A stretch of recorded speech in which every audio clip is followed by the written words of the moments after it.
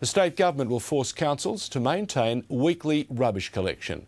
New laws are being drafted after one council announced plans to move to fortnightly pickups to cut costs.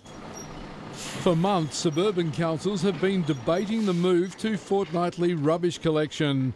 Prospect Council, the first to make a move, deciding to scrap weekly collections from next year. Residents were left divided. I think there's been a lot of arguments to ban it, but I think it's a great idea.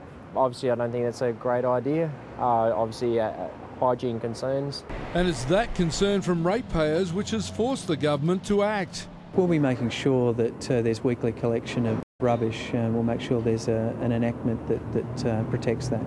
But councils say the idea was actually driven by the state government, arising from a trial across 10 councils looking at recycling household scraps into green waste to save on landfill. And the government recently refused to back an upper house bill from Family First to try and force weekly collections. I think it's time councils got back to basics, realised that they're there to serve their residents and the ratepayers in their area, and not simply to follow their own whim. In the lead up to the next state election, the last thing the state government wants is brawling in the suburbs over rubbish collection. It fears that some of the dirt might stick.